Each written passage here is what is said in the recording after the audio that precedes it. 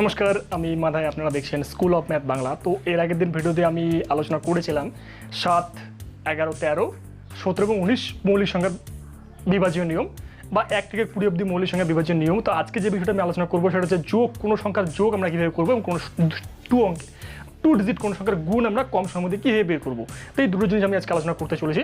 তো প্রথম যে বিষয়টা আপনার আসছে সেটা আমি এর আগের দিন আলোচনা করেছিলাম যে সংখ্যা হচ্ছে 1 থেকে 0 থেকে 9 অবধি আমরা টোটাল 10টা সংখ্যা। তো সেটা আমরা আগে বিষয় লিখে বিভিন্নভাবে আমরা সংখ্যা গঠন করি। এটা অলরেডি আমি এর ভিডিওতে আলোচনা করে নিয়েছি। তো আজকে যেটা আমি আলোচনা করবো সেটা হচ্ছে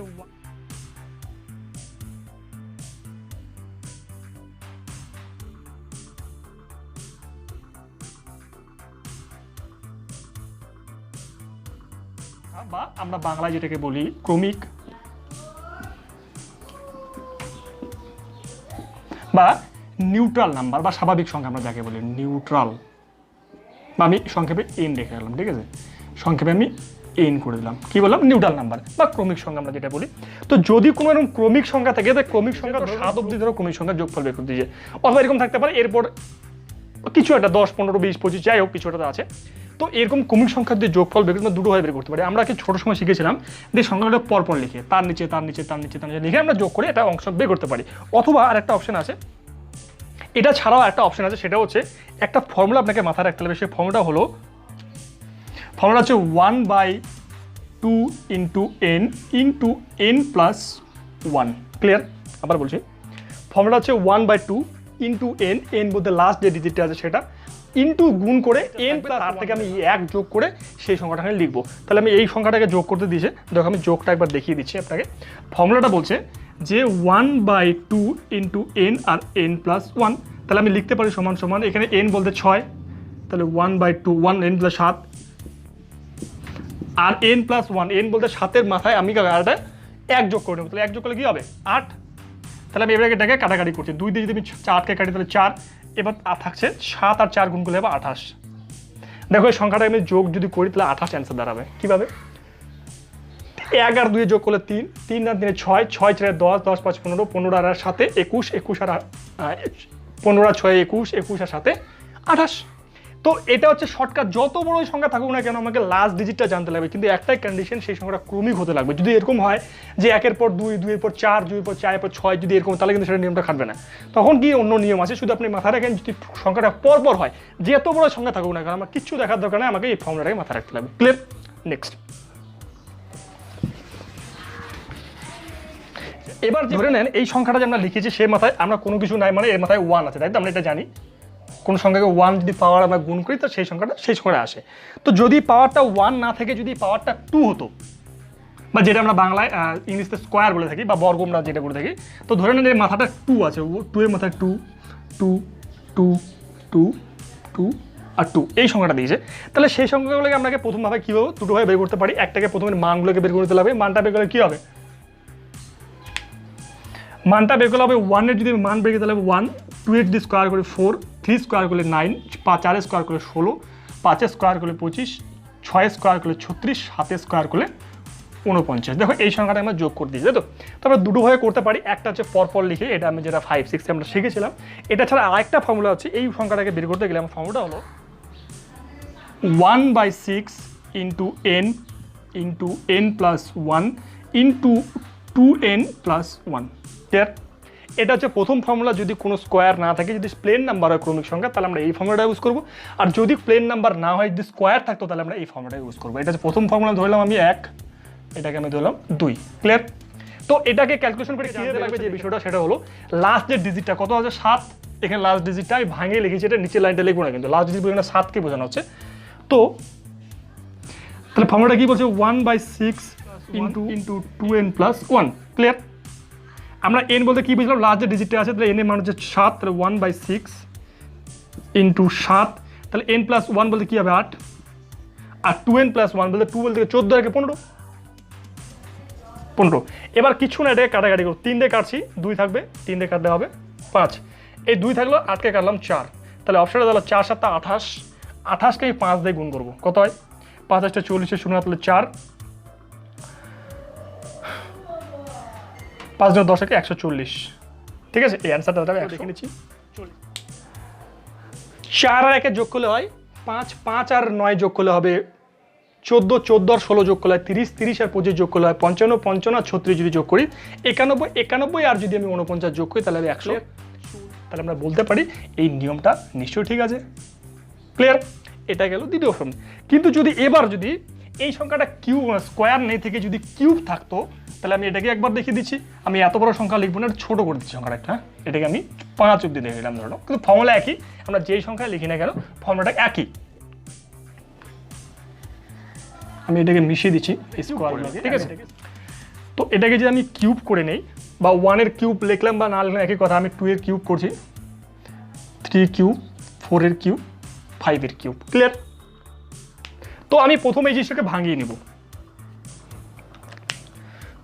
ভাঙালে কি হবে? 1 এর কিউব করলে 1 হয়, 2 এর কিউব করলে 8 হয়, 3 এর কিউব করলে 27 হয়, 4 এর কিউব করলে 64 হয়, আর 5 এর কিউব করলে 125। আমরা সকলে জানি, তাই তো? তো আমাকে ফর্মুলাটা কি বলছে? যদি কোনো সংখ্যার আমাকে এরকম ক্রমিক সংখ্যা থাকে এবং তার কিউব যদি আমাকে বের করতে, মানে ঘনমূল যদি তার যোগফল বের করতে হয়, তার নিয়মটা হচ্ছে 1/4 ইন্টু n স্কোয়ার আর n প্লাস 1। কি বললাম? 1/4 ইন্টু n স্কোয়ার, n বলতে লাস্ট যে ডিজিটটা আছে আমরা যেটাকে n বোঝাচ্ছি বা যতটা নিউরাল সংখ্যা আছে, এখানে 5 হচ্ছে তার n এর মান, n হচ্ছে এখানে 5, m প্লাস 1 6। তাহলে আমি ফর্মুলাটা 3 নম্বর ফর্মুলা লিখে দিলাম। তাহলে আমরা কোনো সংখ্যাকে যদি আমরা এই ফর্মুলার মধ্যে ফেলে আসছে কিনা, তাহলে প্রথমে আমি নিয়মটা লিখে নিলাম 1/4, n বলতে এখানে 5, 5 এর স্কোয়ার করলে কত হয়? 25। এবং যদি আমি তার পরের সংখ্যার স্কোয়ার করব, পরের সংখ্যার স্কোয়ার করলে কত হবে? 36। 5 প্লাস 1 36, 36 এর স্কোয়ার করলে হয়, আর 6 এর স্কোয়ার করলে 36। এটা কিছু না, ক্যালকুলেশন করবো, কাটাকাটি করলে হবে 9। ক্লিয়ার? দেখো এটার সঙ্গে গুণ করলে হবে 225। আশা করি বিষয়টা ক্লিয়ার হয়েছে। এবার আমি এটা ক্যালকুলেশন করে যোগ করে দেখি আদৌ এই ব্যাপারটা ফর্মুলাটা ঠিক কিনা। 1 আর 8 যোগ করলে হয় 9, 9 আর 7 যোগ করলে হবে আপনার 36, 36 আর 64 যোগ করলে হয় 100, আর 100 সঙ্গে 125 যোগ করে তাহলে কত হবে? 225। তাহলে আমরা বলতে পারি যে ফর্মুলা আমি লিখেছি সেই ফর্মুলাটা কি আছে? রাইট আছে। ক্লিয়ার? আচ্ছা, এবার প্রশ্ন হচ্ছে, আমি এটাকে মিশিয়ে দিলাম। আপনাদের যদি এটাকে টোকার প্রয়োজন হয় তো খাতায় লিখে নিতে পারেন। তো এটাকে আপনাকে যখনই অঙ্কটা করতে হবে এই ফর্মুলাটাকে আপনাকে মাথায় রাখতে লাগবে, ঠিক আছে? আমি এটা মিশিয়ে দিলাম আপনাকে জানার জন্য। এবার যে বিষয়টা আমি শেখাবো সেটা হচ্ছে, আমি একটুকে বললাম যে প্রতিটাকে একটা করে ক্রমিক সংখ্যা বলা হচ্ছে, তাই তো? একটা সংখ্যা আমি লিখলাম 1 plus 2 plus 3 plus 4 plus 5 plus 6 plus 7 plus 8 plus 9 plus 10। তো এগুলো কি বলা হচ্ছে? একটা ক্রমিক সংখ্যা। এগুলো যোগ করতে দিলে আমি একটু তার ফর্মুলাটা বলেছিলাম। কিন্তু যদি সংখ্যাটা এরকম থাকে যে 1 এর পর 3 বা 3 এর পর 5, 5 এর পর 7, 7 এর পর 9, তারপর আমি ধরলাম 11 আছে, তো এরকম যদি কোনো সংখ্যা থাকে তাহলে, কারণ দেখো এক ঘর পরপর আছে, এখানের নিয়মটা হচ্ছে আমাকে প্রথম যে জিনিসটা জানতে লাগবে সেটা কয়টা সংখ্যা আছে? 1টা, 2টা, 3টা, 4টা, 5টা, 6টা। তাই আবার বলছি 1 2 3 4 5 6। ক্লিয়ার? তো সেই 6টা সংখ্যাকে যদি বের করতে আমি প্রথম সেই সংখ্যাটা গুনে নেব, পরে বলছি ওটা। তাহলে এরকম ক্ষেত্রে নিয়মটা হচ্ছে আমাকে n স্কোয়ার যা থাকবে তার স্কোয়ার করে দেবো। n বলতে এখানে যটা সংখ্যা আছে, এখানে n এর মানটা হচ্ছে 6, কারণ 6টা সংখ্যা আছে। তাহলে আমরা বলতে পারি n সমান 6। এটা হচ্ছে 4 নম্বর ফর্মুলা। কি বললাম? তাহলে যা থাকবে তার শুধু স্কোয়ার করে দেবো। কি বললাম? 6, তো 6 এর শুধু স্কোয়ার করে দেবো, মানে 36। এটা অ্যান্সার। দেখি নেই ফর্মুলা আদৌ ঠিক কিনা। 1 আর 3 যোগ করলে 4, 4 এর সঙ্গে 5 যোগ করলে 9, 9 এর সঙ্গে 7 যোগ করলে 16, 16 আর যদি 9 আমি যোগ করি, 9 যোগ করি 25, 25 আর 11 যদি আমি যোগ করি তাহলে কত হয়? 25 11 36। তাহলে আমরা বলতে পারি এই নিয়মটা নিশ্চয়ই ক্লিয়ার, রাইট? যেই সংখ্যা থাকুক না কেন, এত বড় সংখ্যা যেটাই থাকুক, আমার কিচ্ছু দেখার দরকার না, শুধু ফর্মুলাটাকে মাথায় রাখবো। ক্লিয়ার? আচ্ছা, নেক্সট। এবার যদি এরকম থাকতো যে সংখ্যাটাকে, এটা আমরা অড নাম্বারের ক্ষেত্রে নিয়মটা, যদি এটা জোড় সংখ্যা না থেকে বিজোড় জোড় হতো তাহলে কি লিখতাম? তাহলে কি হতো সংখ্যাটা? 2 প্লাস 4 প্লাস 6 প্লাস 8 প্লাস 10, তাই তো? এরপরে আর এক্সট্রা থাকতে পারে। তো এরকম ক্ষেত্রে আমার কিছু না, আমাকে এখানে কটা ডিজিট আছে দেখে নেব। 1 2 3 4 5 বা 5টা মৌলিক সংখ্যা আছে বা নিউট্রাল সংখ্যা আছে। তো এটাকে বের করার একটা উপায় হচ্ছে যে লাস্ট ডিজিটটা থাকবে সেটাকে 2 দিয়ে ভাগ করলে বেরিয়ে যায়। কি বললাম? লাস্ট যে ডিজিটটা থাকবে তাটা কত সেটা পেয়ে যাবো। ক্লিয়ার? তাহলে 5। তাহলে আমরা বলতে পারি n সমান হলো 5। যদি ইভেন সংখ্যা হয় তখনই সেটা সম্ভব, লাস্টের সংখ্যাটাকে 2 দিয়ে ভাগ করতে হবে, তাহলে যাদের মান বেরোবে সেটা n এর মান। তো ফর্মুলাটা হলো যদি আমরা ইভেন সংখ্যার যোগফল বের করতে পারি, কিছু না, আমাকে ফর্মুলাটা মাথায় রাখতে আমাকে ফর্মুলাটা যেটা মাথায় রাখতে হবে সেটা হচ্ছে n ইন্টু n প্লাস যদি 1 করি তাহলে যে ফর্মুলাটা উত্তরটা বেরোবে সেটা হচ্ছে এটা রুলস। দেখে নিই। তো n বলতে এখানে কত হচ্ছে 5 বললাম, পরের সংখ্যা কি 6 30। দেখো অ্যান্সারটা দিল 30, সংখ্যাটাকে আদৌ 30 অ্যান্সার দাঁড়াচ্ছে, এবার মিলিয়ে নিই। 2 আর 4 যোগ করলে হবে 6, 6 আর 6 যোগ করলে 12, 12 আর 8 যোগ করলে হয় 20, 20 আর 10 যোগ করলে পড়ে হবে 30। তাহলে আমরা বলতে পারি এই ফর্মুলাটা ঠিক আছে। তো যেত বড়ই সংখ্যা থাকুক না কেন আমাকে এই ফর্মুলার মধ্যে অ্যাপ্লাই করতে হবে। ক্লিয়ার? আচ্ছা, আশা করি বিষয়টা ক্লিয়ার হয়েছে। যদি ক্লিয়ার না হয় তো 2-3 বার ভিডিওটা দেখতে থাকো, পরবর্তীতে সব কিছু ক্লিয়ার হয়ে যাবে। শুধু এইটুকু যে বিষয়গুলো আমি বললাম সেটাকে মাথায় রাখো। নেক্সট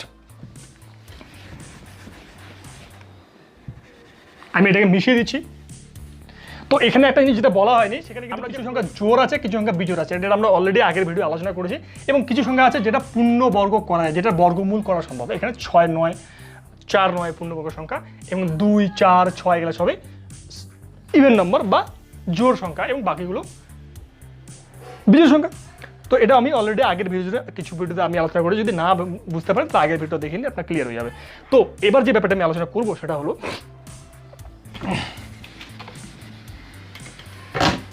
আমরা বললাম যে কোনো সংখ্যাকে যদি সেটা ক্রমিক সংখ্যা হয়, যেন যে কোনো ক্রমিক সংখ্যা, আমরা উদাহরণ দিয়ে বোঝাচ্ছি 6, 7, 8, এটা সবই ক্রমিক সংখ্যা বলছি। তো যদি ক্রমিক সংখ্যা হয় সেই সংখ্যার গুণফলটা সবসময় কি হবে, 6 দ্বারা ভাগ করা যাবে। কি বললাম?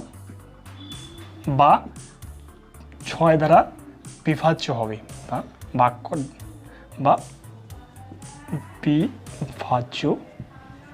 6 দিয়ে এই সংখ্যাটা গুণফল 6 দিয়ে ভাগ করা যাচ্ছে। এবার এটা ছাড়া আমি আরেকটা উদাহরণ নিতে বোঝাচ্ছি।